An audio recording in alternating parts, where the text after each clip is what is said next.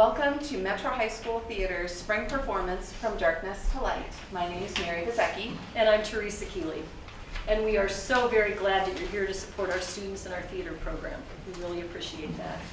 We have very many people to thank, so let's get started with that. We want to thank TCR for the use of this amazing performance space and their ongoing support of Metro Theater, specifically Leslie Sharper and Rachel Potoff. We've decorated our stage with artwork provided by Metro students, staff members Kat McDermott, Molly Sofranco, and Altered Books by my Altered Books class. There's amazing artwork and you can see the talent that surrounds our stage. Brittany Slaybaugh designed the program cover. We'd also like to give a big shout out to Kirsten Miller and Mo Gossard for assistance with programs and lots of technical support, as well as Ann Hoffman and Erin Payne Christensen for greeting and seating. And we can't forget Donna Budakofer, Shannon Ellis, and the Foods Math students for providing the cookies for tonight's theater reception. Please join us in the lobby after, and Shannon Ellis, thank you for all of the extra photos that you take. And we'd like to thank our Metro High School community for believing. We had to modify some things this evening. So if you notice a little bit of slowness in a couple of places, that's because we had students jump in to take care of some parts. We do ask that you silence your cell phones, including off of vibrate, because even vibrate in a quiet theater sounds very loud. Also just want to recognize Brian Williams because he's one of the students who was scrambling with a highlighter and pencil backstage trying to make it happen. So big shout out for Brian, that's awesome. The theme of our show this spring, From Darkness to Light, has many meanings. First, it allows for the exploration of the dark and light inside all of us and in every situation. Every piece chosen has a mixture of both darkness and light, such as our first poem illustrates, the rose that grew from concrete, something beautiful coming from hardship and struggle. Secondly, the bits of humor infused within the show allow us to laugh and not be so overwhelmed with the emotional and serious topics that we often tackle as a cast. In sharing my own thoughts on this theme, I'd like to read a piece that is very fitting. It comes from the book Keep Going, The Art of Perseverance by Native American writer Joseph M. Marshall III. In life there is sadness as well as joy, losing as well as winning, falling as well as standing, hunger as well as plenty, badness as well as goodness. I do not say this to make you despair, but to teach you reality. Life is a journey sometimes walked in light, sometimes in shadow. You did not ask to be born, but you are here. You have weaknesses as well as strengths. You have both because in life there is two of everything. Within you is the will to win as well as the willingness to lose. Within you is the heart to feel compassion as well as the smallness to be arrogant. Within you is the way to face life as well as the fear to turn away from it. Life can give you strength. The weakest step toward the top of the hill, toward sunrise, toward hope, is stronger than the fiercest storm. Keep going. As children, we are often afraid of the dark. We associate dark with boogeymen and monsters under the bed and in our closets. I can remember being a child and at times jumping into my bed, doing my best to avoid any hand that might reach out and attempt to snag me. As I got older and perhaps a bit wiser, I remember camping with my Aunt Bonnie and Uncle Les and noticing how beautiful the stars were scattered across a dark sky. Lunar eclipses, solar eclipses, sundogs, rainbows, and more. Nature offers us an abundance to capture and appreciate both dark and light. In 1980, I met someone who in many ways showed me the light. I happened to be with my Aunt Maury when that happened. This is a piece he shared with me and one that I have cherished and shared with others over the years. It's entitled Bits and Pieces. Bits and pieces, bits and pieces. People important to you, people unimportant to you cross your life and touch it with love and carelessness and move on. There are people who leave you and you breathe a sigh of relief and wonder why you ever came into contact with them. And there are people who leave you and you breathe a sigh of remorse and wonder why they had to go away and leave such a gaping hole. Children leave parents, friends leave friends, and acquaintances move on. You may think on the many who've moved into your hazy memory, and you look on those present and wonder. I believe in God's master plan for lives. He moves people in and out of each other's lives, and each leaves his mark on the other. You find you are made up of bits and pieces of all who have ever touched your life, and you are more because of it, and you would be less if they had not touched you. Pray to God that you can accept those bits and pieces in humility and wonder, and never question and never regret bits and pieces. Without further delay, enjoy the show.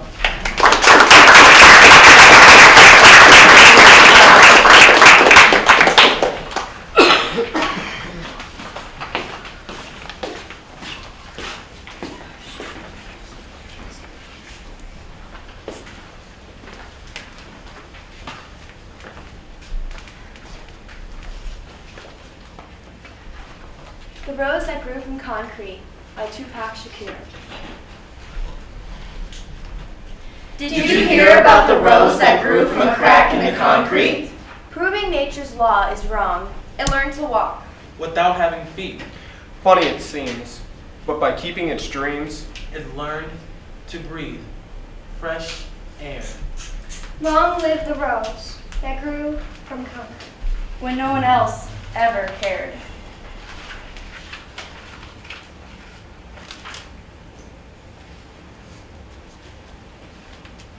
I used to believe being young was an excuse for everything, but now I know that maturity does not come with an age. Long live the rose.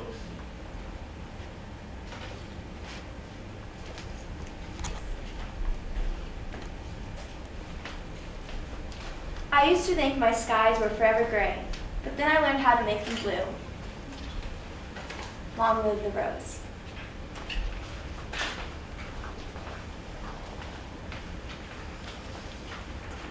I used to believe that people can't change, but now I know that forgiveness is the key. Long live the rose.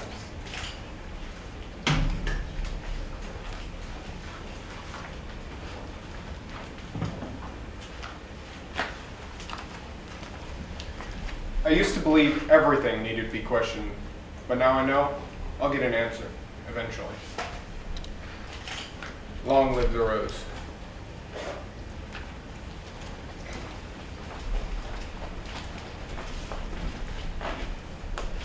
I used to think that a family could never fall apart, but then I learned that I was sadly mistaken.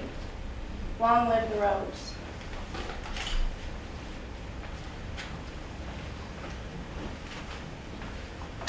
I used to believe that my mom would do everything for me forever, but as I got a little older, I learned to do stuff for myself. Long live the rose.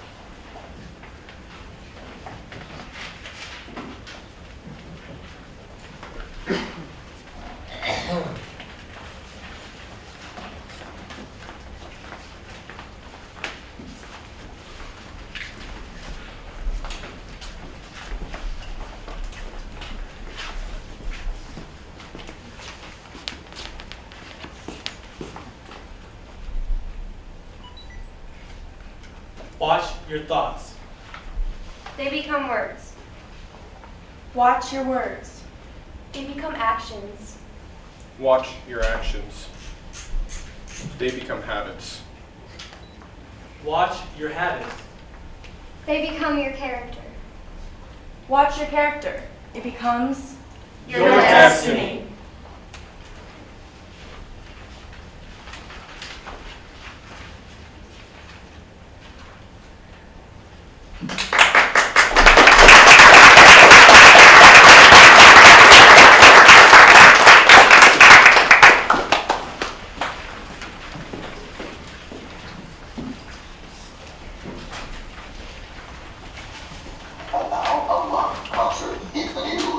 Thousands of young people had gathered hours early to get into Riverfront Coliseum in Cincinnati, Ohio. The attraction was the British rock band, The Who. Suddenly, one pair of doors to the Coliseum was broken open, and the waiting mob rushed inside, eager to get the best possible seats. In the stampede, 11 people were killed, 8 others seriously injured. Rock music fans everywhere were shocked. Observers blamed the tragedy on several factors. Most of the seats, 80%, were general admission. That meant the first bands into the Coliseum would get the best places, and that encouraged the rush. Also, many of the kids had been waiting hours to get in. Some had been drinking or using drugs. The concert went on as planned, but the members of The Who were badly shaken. If it happened inside the hall, I would never play again. There is a kind of a football game, boxing match feeling to a rock concert. It's what guys seem to get off on, you know,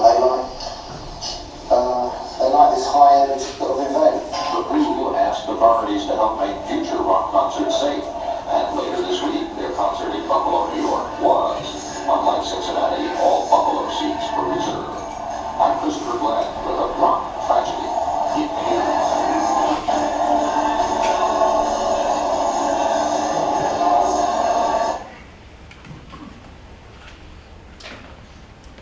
December 3rd, 1979.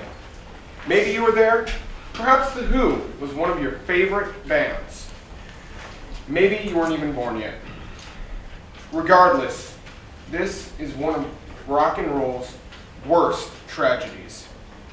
The general admission ticketing policy for rock and roll concerts at Cincinnati Riverfront Coliseum in the 1970s was known as festival seating. 11 people, including 3 high schoolers, were killed when a crowd of general admission ticketers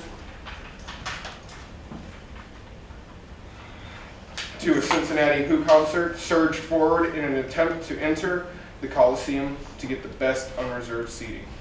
Afraid of how the crowd might react to a cancellation, Cincinnati fire officials instructed the promoters to go on with the show, and the members of The Who were not told what happened until later after they completed the final encore hours.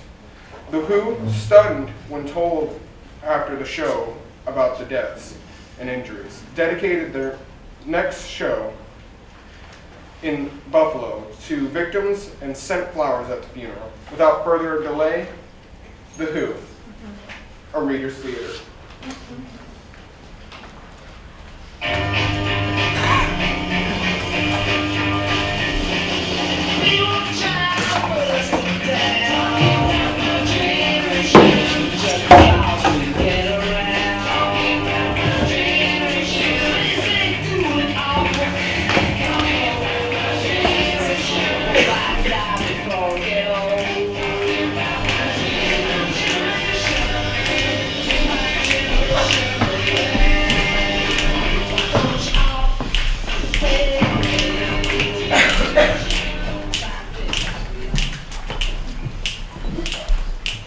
The Who. I used to say I'd kill to see them. Of course, I never meant it literally. I was simply making use of hyperbole. Hyperbole, a figure of speech employing obvious exaggeration. For example, he was killed by kindness. No, I wouldn't kill to see The Who. I certainly never to be killed or intended to be killed. Jeffrey Tate Zachary Jr., 17, son of Alma and the late Jeffrey Tate Zachary Sr., died on Friday night in Cincinnati at Riverfront Coliseum. Funeral service, Monday at 10:30. Clark Funeral Chapel. That was supposed to be me, but they didn't even get my name right. My name is Zach.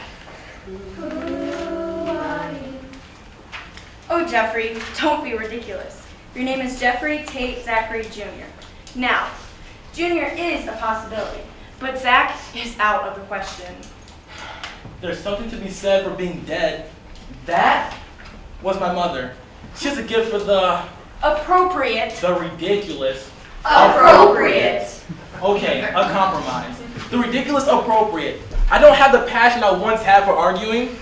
It's just not important to me. A dead person. Jeffrey, please. Not dead, deceased, passed away, called over. Anything but dead. Dead is so common. Common? There's a lot of it going around these days. 11 of us passed away at the Who concert. Trampled, suffocated, deceased, dead. Jeffrey, your mother is quite right. If you learned nothing else from me, you should have learned how to use a thesaurus. Don't sell yourself short, Miss Plotch. I learned a lot from you. I learned how to write clear. If unexciting sentences, I learned how to form a paragraph, how to form a topic sentence, how to give concrete examples. But most of all, and most importantly, Miss Plotch, you taught me how to strengthen my prose style, and perhaps my life, by simply avoiding the verb to be. Who are you? Well, I must say, that's a lovely tribute, Jeffrey. You are a very good student, if a bit of a maverick. Your themes were highly creative, and on every occasion, you honestly attempted to avoid the verb to be. I did. I really did. Well, I sure hope so. To be is hardly ever appropriate.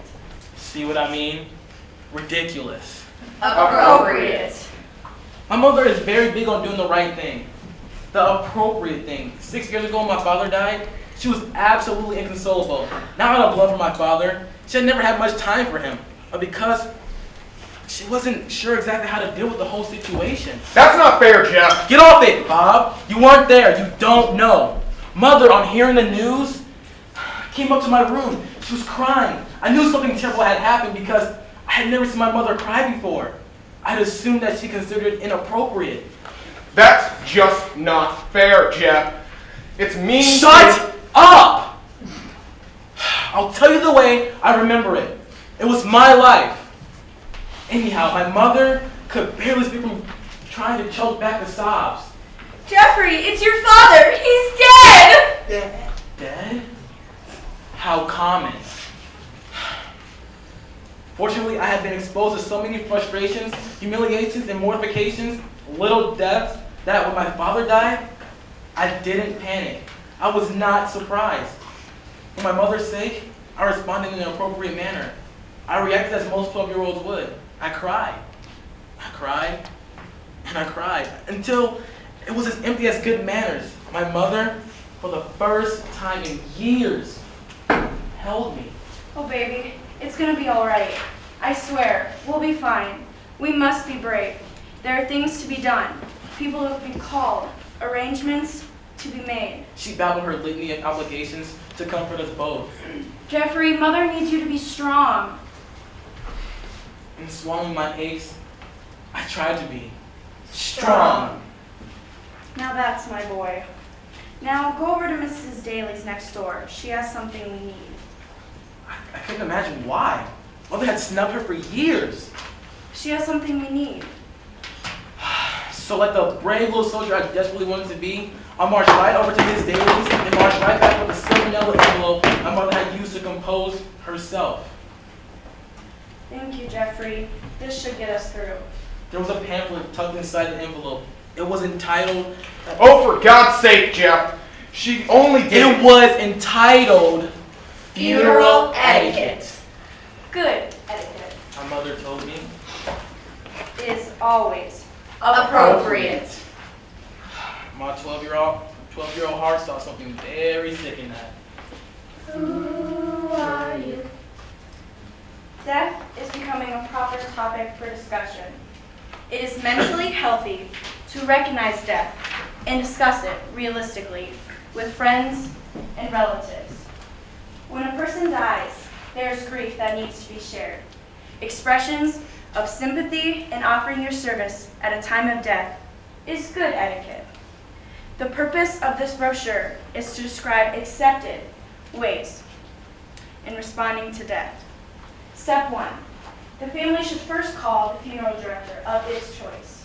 With pamphlets firmly clenched in her black cotton gloves, my mother marched us through all the barbaric horrors of the 20th century funeral. Ah, thank God it's over. Over? Over. My mother, swearing that she'd never be caught unprepared a second time, placed a pamphlet in the top right-hand drawer of her desk. Since, other than my mother, I represented what was left of the family. That pamphlet haunted my dreams for many nights thereafter. But being a fairly average 12-year-old boy, the pamphlets, indeed, death itself was eventually replaced by thoughts of baseball, basketball, rock concerts, and girls. Not necessarily in that order. I was 14 when I first met Lisa.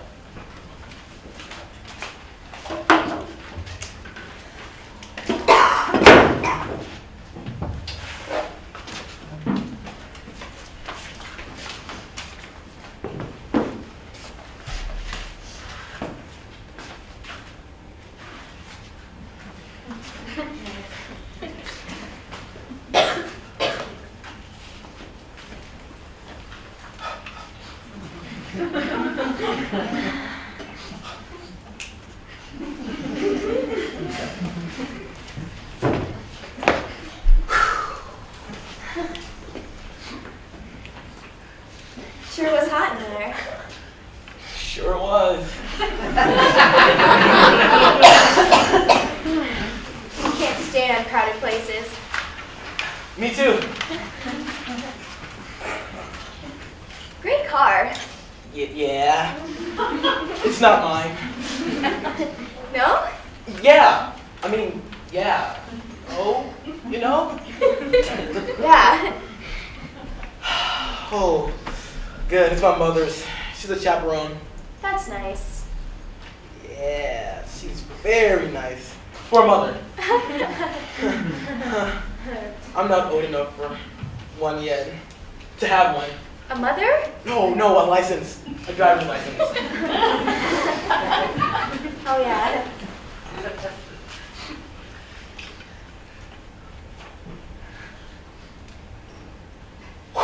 Sure was hot in here. Sure is. So the dance is over. I think the dance is over. You need a ride home?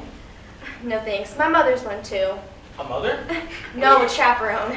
Oh, that's nice. She's very nice for a mother.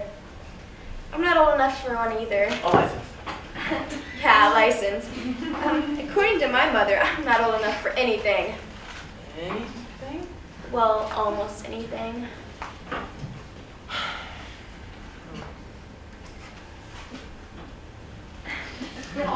I better go. She'll be waiting. Let her wait.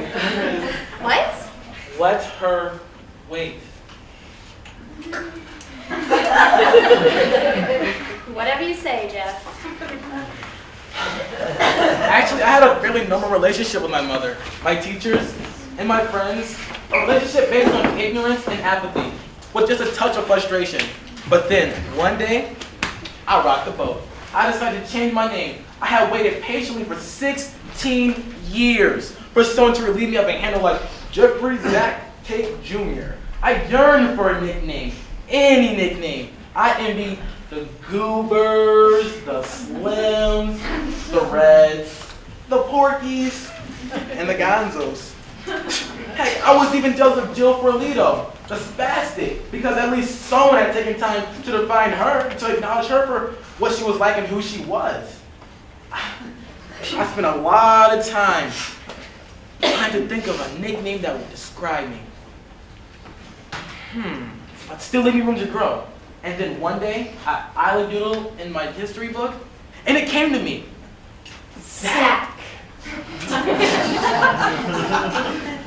What do you think? Short but powerful, clear, strong, and peppy.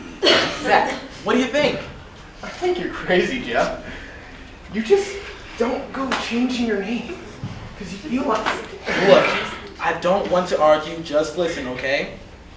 Zachary. It's got everything. You don't give yourself a nickname.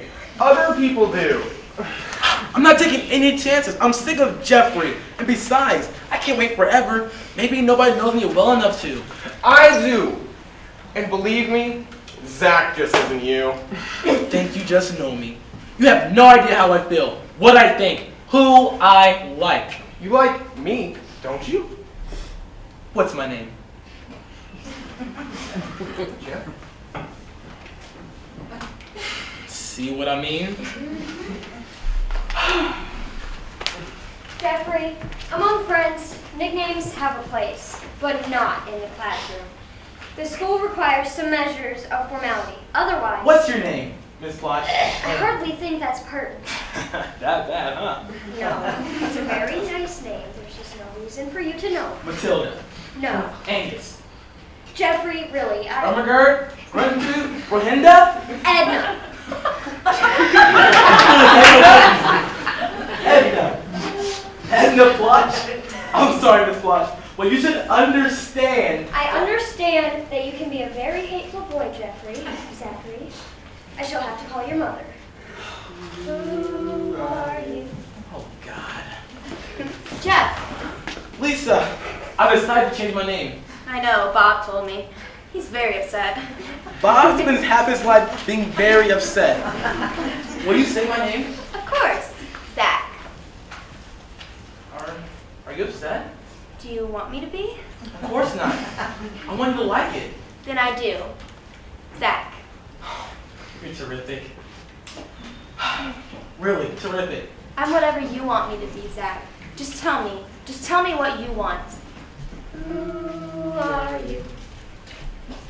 Sometimes I think Lisa lacks sincerity. It's boring. She never fights back. It's like arguing with a cadaver.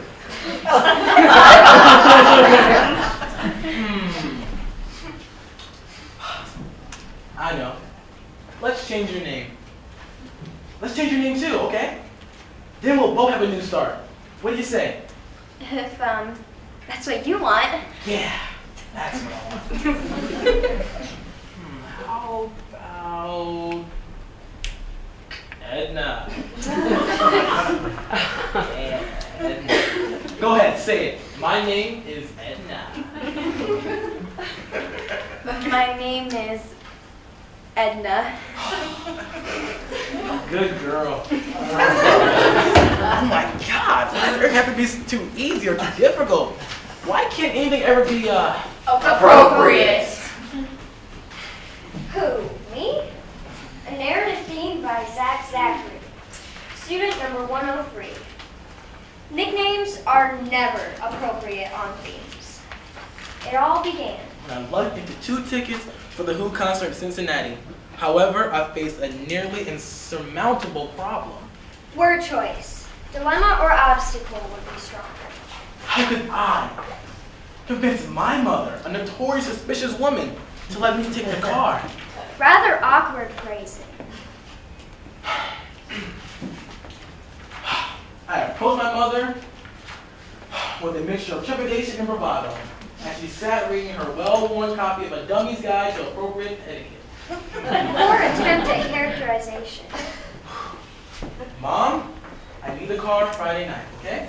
Where do you intend to take it, Jeffrey? To a Who concert. Where? The Who? Who? Yeah. I don't understand. Conversation with my mother bearing a striking resemblance to Abbott and Costello routine. The Who concert. Mother, I want to go to a Who concert. A Who concert, which is a rock concert. Where? Oh, yeah. Out of the question! Why?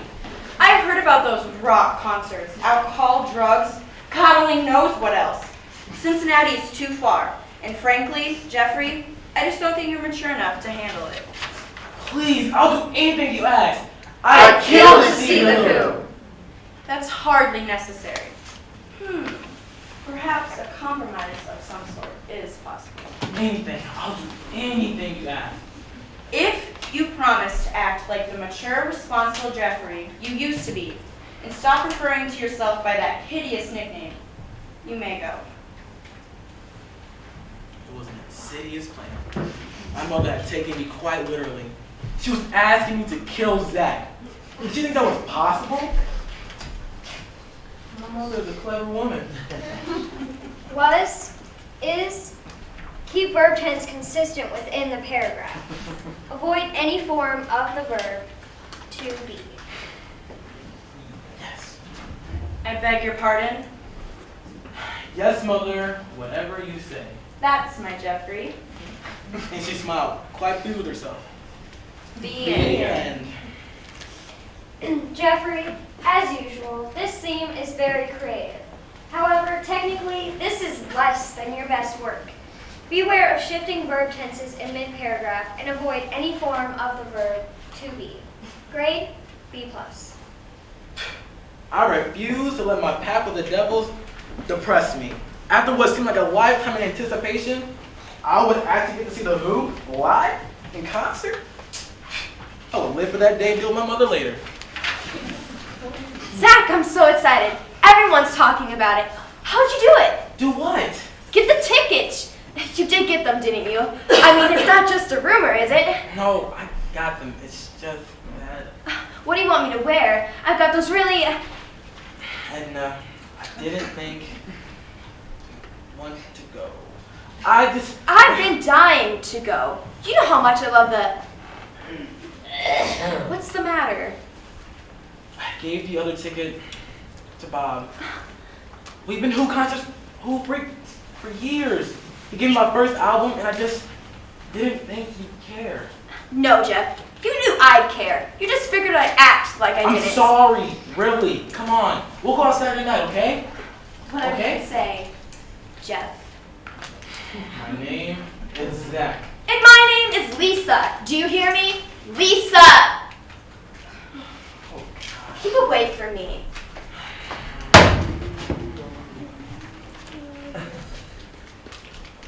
Oh, God. By the time Friday trudged around, I was determined to have a good time.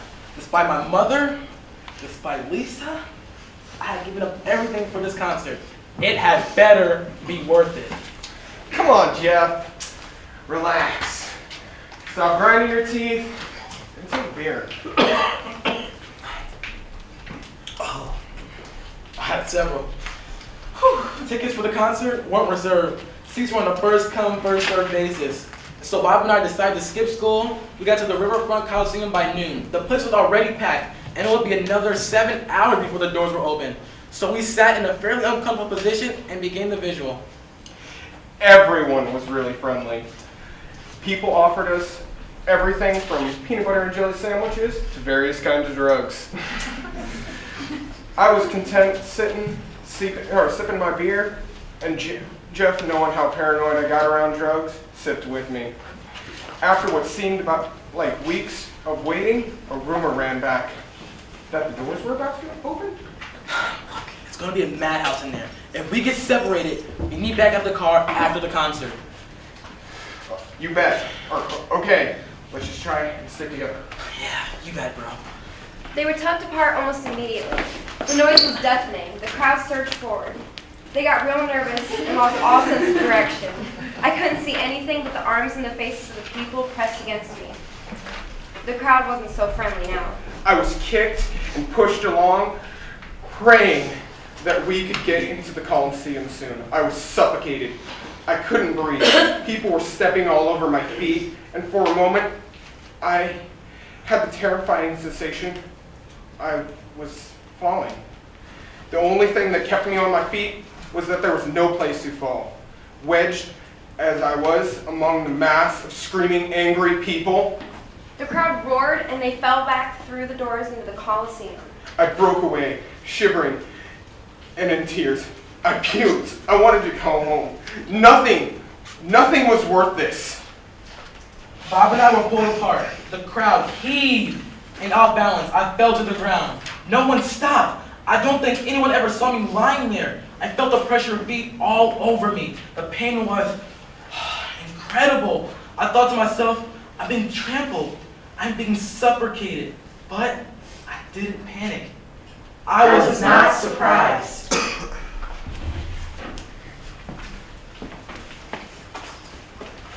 Death is becoming a proper topic for discussion. It is mentally healthy to recognize and discuss it realistically with friends and relatives. When a person dies, there is grief that needs to be shared. Expressions of sympathy and offering your service at a time of death is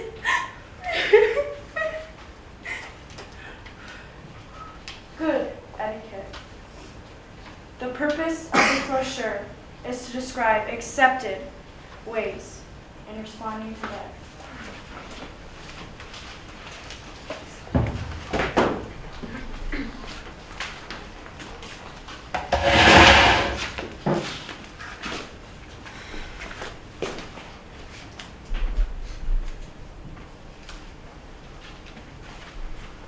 This is a very famous photograph.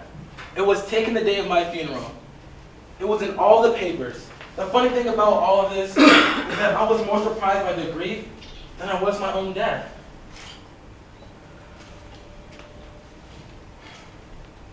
They are mourning the passing of a stranger. They didn't know me. I didn't know them. But I suppose that we all love what we imagine others were.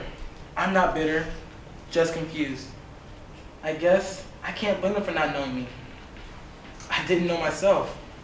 I didn't know who to be. Who are you? I wonder what name they'll put on my gravestone.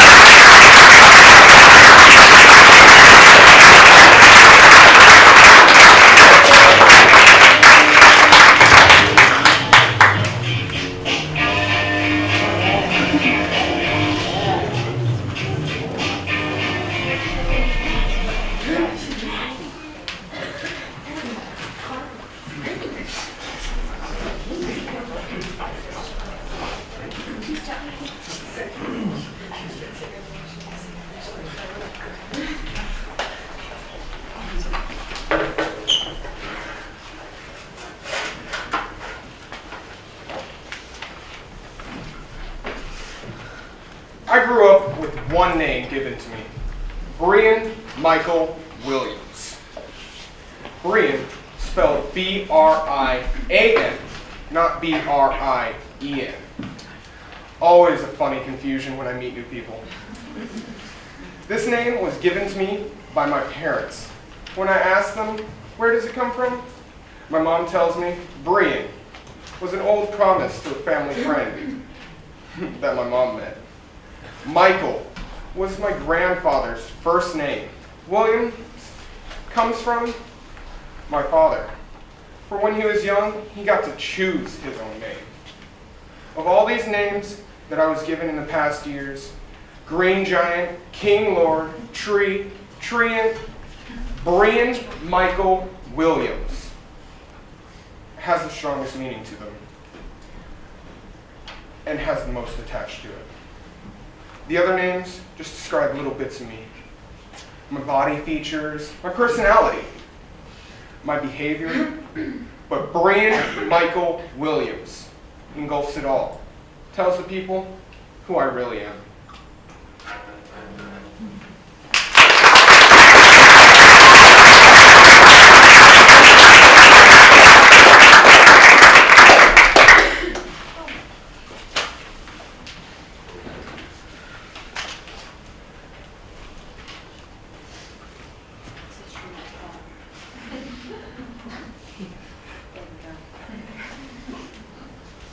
Have you ever lost somebody with words unspoken? Do you have regrets because you had so much to say, but not enough time to say it? It happened to me, January 30th, 2010. We were both 13, my best friend. Taryn Ray Miller, my other half. We did everything together. We even had the same birthday. Summer nights, bonfires, parties, friends. All of that was shattered. I got the call. I ran to his house. It was madness, a mixture of screaming parents, police lights, and fire sirens. But I was looking for him. But instead I found his mom. She told me the news. Taryn is dead. It was silent. All I could do was run in the house to prove to myself it was all a joke. I wasn't 2 feet from his doorway, and I could see the blood. That's when I blacked out. I woke up on his couch with a paramedic checking my blood pressure. I had millions of questions running through my head. Is it true? Is he gone? Is he really dead? 2 weeks later, we got the autopsy report in the mail. His mom called me up to the house. The coroner ruled it a suicide.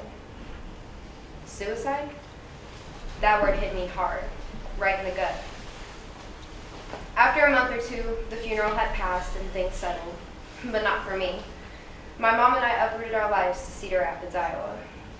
And even though I met so many friends and met such great people, I think about Taryn every day. Bubba, if you can hear me, I want you to know that without you, I wouldn't be the person I am today. You were so strong. What made you break? Do you miss me? I sure miss you. I really wish that you could see all that I've accomplished. But we will get that chance soon enough. One day, it will be my turn to leave this earth, and we will talk once again.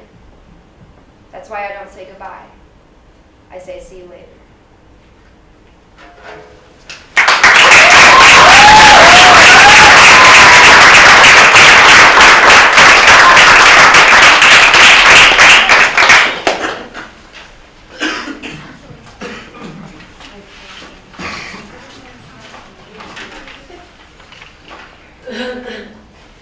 Zachary in heaven. For as long as I can remember, I've always wanted to change my name to Heaven. Last year, I think I found out the reason why. Zachary was born July 8, 2001 at 6:30 a.m. 5 pounds 7 ounces. He came out almost dead, but they saved him. Born with monotonic dystrophy, scoliosis, but beautiful, flawless skin, and big brown eyes with beautiful long eyelashes. A smile and a laugh that could bring the most depressed person into a happy, peaceful state of mind. Little kisses that could make your heart melt like ice cream on a summer day. Soft hands could make your skin feel like heaven. Soft hair that came in curls, eyes like mommy and me, and an attitude of an Italian. A short temper, but always quick to smile. Tan skin once, but turned pale from staying inside. Always a bright-eyed child who loved bright lights and music. The classical music, the kind that puts you to sleep after a few short minutes of listening. Always pulling your hair, always wanting longer hair. He hated baths and loved getting dirty. He was such a forgiving child. When you yelled, he'd cover his ears and give you kisses. Always loved to hug, always wanted some kind of love. Loved playing on the floor and hated the early morning light.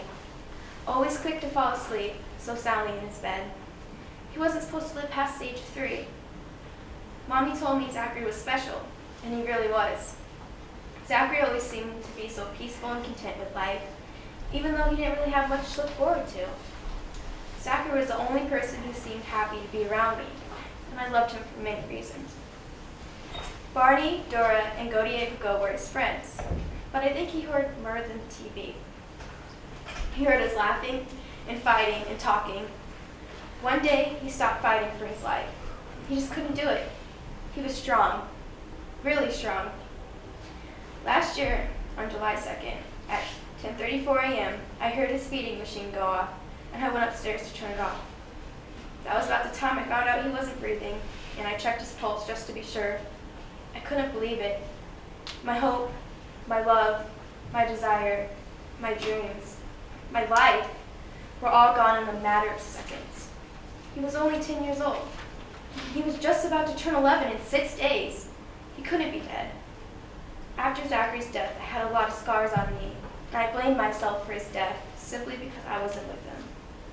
I started to hear people in my head screaming out my name, and I saw people all around me that other people didn't see. I could see Zachary. I could feel Zachary by my side telling me to come along with him, and I thought if I did, all the pain would go away. I don't remember going to the hospital or being in there.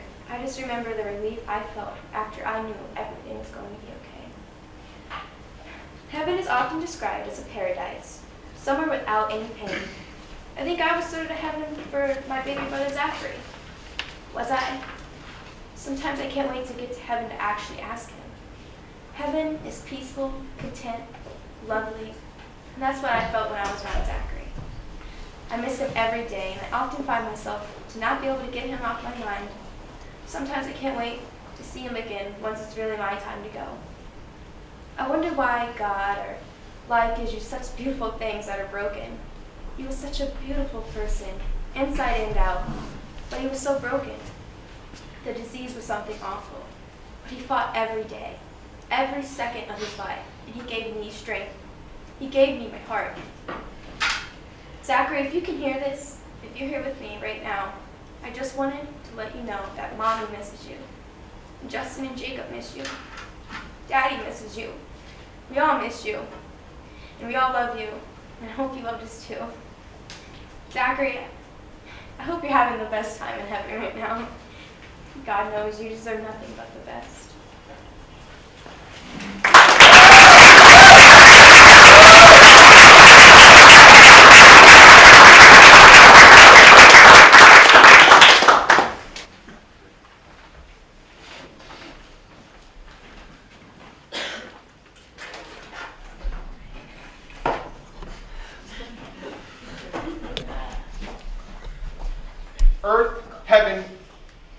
Earth, Heaven, Hellbound, a slam poem by Alexander Dane. This slam poem describes his feelings on climate change. As of right now, I can see a lot of negative energies, bringing up past memories, mistakes that perhaps the previous generation made with a lapse of judgment. Whether or not we can budget it, or we can budget it. We have to tackle it and grapple this problem called climate change. Imagine acid rains, brains deranged, and destroyed from air, noise, and light pollution. This planet we live on has no substitution. So what am I saying? Stop focusing on what happened and start hoping for a better future we can imagine. We hope for the best, but plan for the worst. This curse that humankind has put on this earth has no rhyme, no reason, or verse. It just hurts. It wasn't meant to be, and we don't have to let the greed of money take over and defile. But after a while, we develop miles upon miles of garbage in this deserted, swirling in the ocean. What is my notion? Start little, start small. The fact that we start it all is a bigger step than the rest we have to take to accomplish this world-shaking, groundbreaking movement. Pick up some trash here, give back and donate there. Plant a tree, feel the breeze, and enjoy the leaves and beauty around you. I'd rather live in a lush and green scene than this concrete, mean street. Give me a green jungle than a blacktop safari. No ifs, ands, buts, or sorries are necessary. Just go there. Just do it. This crisis we all will have us lifeless if we don't protect the priceless things. No, I'm not being self-righteous. I'm just being real. If you don't have the ear to hear, have the heart to feel. We will grow up in an entirely gray and black world, devoid of flowers, replaced by chemical showers, without clean rivers, and in its place, metal splinters littering along the sidewalk. No colorful chalk drawings outside. It's too dangerous with all the pesticides in the air. Picture your child's first steps on a gloomy, dew-filled day, where the talk of the town is that LA now has gas masks in effect, and it will affect your town next. We've traveled beyond the atmosphere. We've almost cured everything that man once has feared. It seems we were heaven-bound, but on this path, twisted and winded, filled with crying and dying earth, will be hell-bound. But regardless of that fact, above all else, remember that man has made artificial wings, has made artificial gills, but for the time being, we will always be earthbound.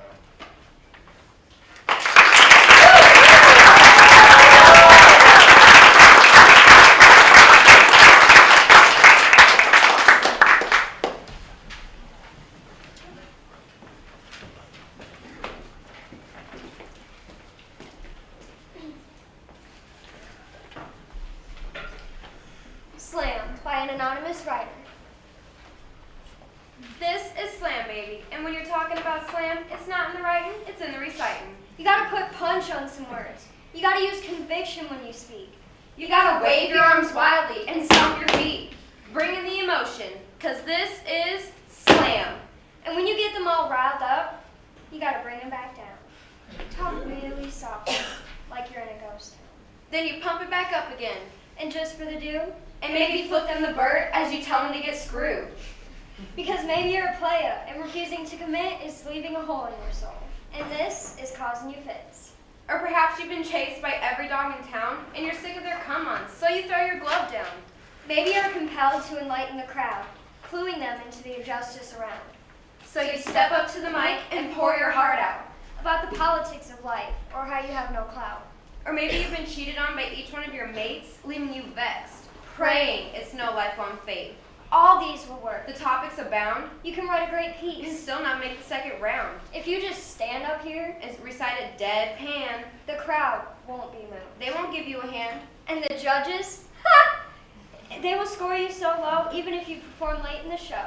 Because this is Slam. hell, it's almost like singing a song. That's why I say It's not in the writing, it's in the reciting. You gotta breathe some life into this and make them understand. This isn't just poetry. This is slam.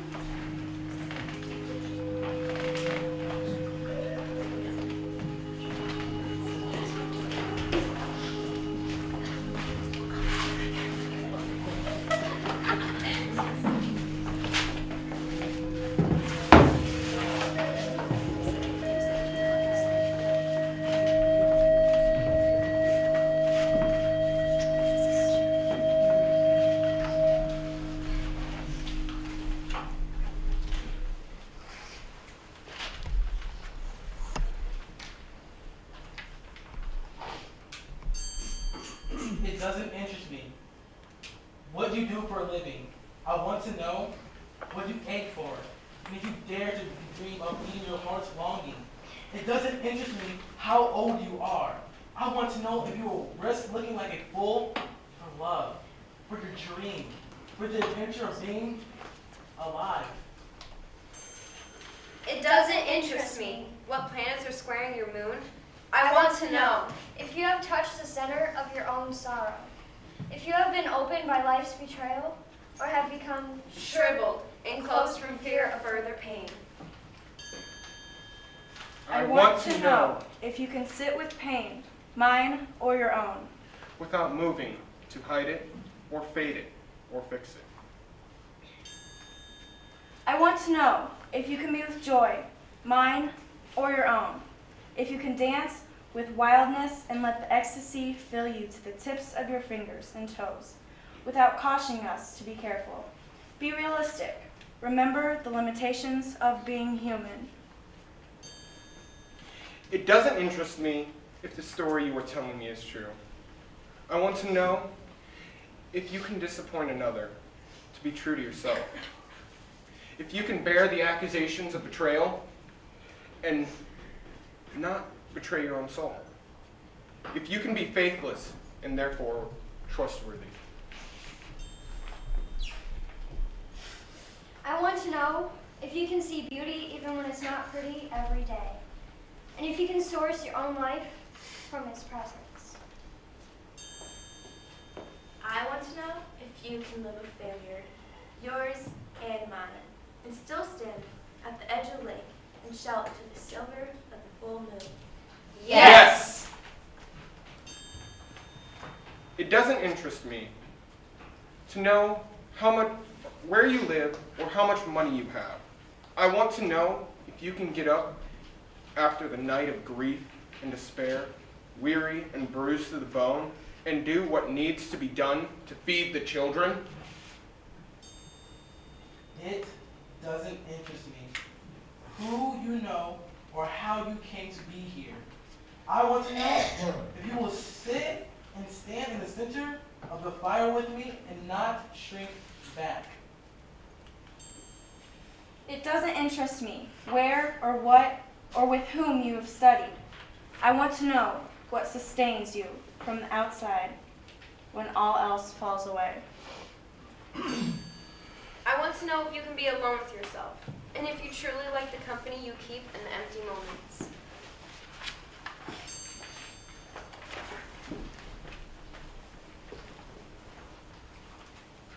I want to know if you are strong enough to be my friend, even though I am an outsider.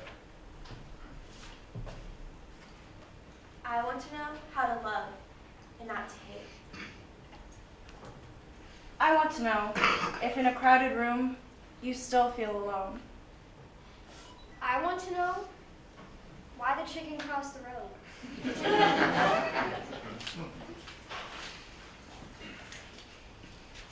I want to know if you can live with love, even when it's ignored or rejected. I want to know what it is to be something great.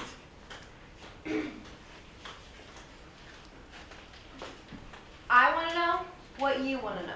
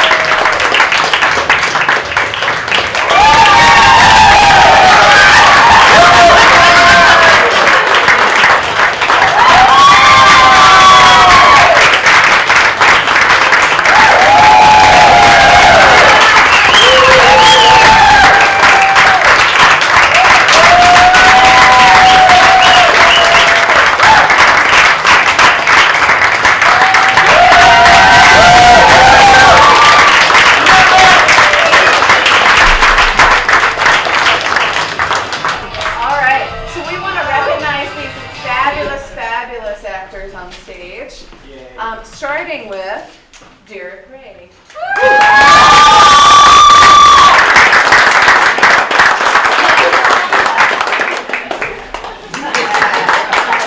Or Zach Zachary, otherwise known.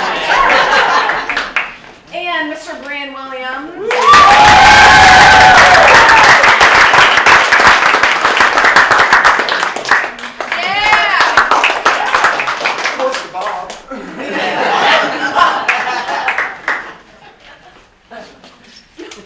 And Ashley Dyer.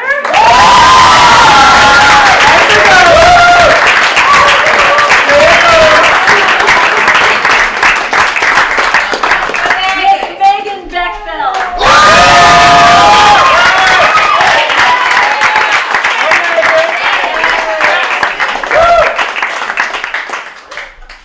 Miss Emily. Oh my God.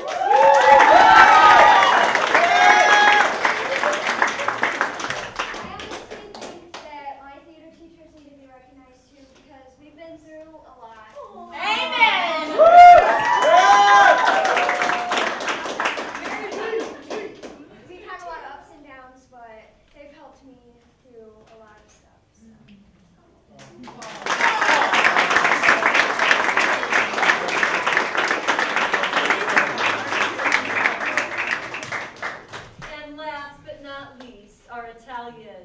Jessica Borgia.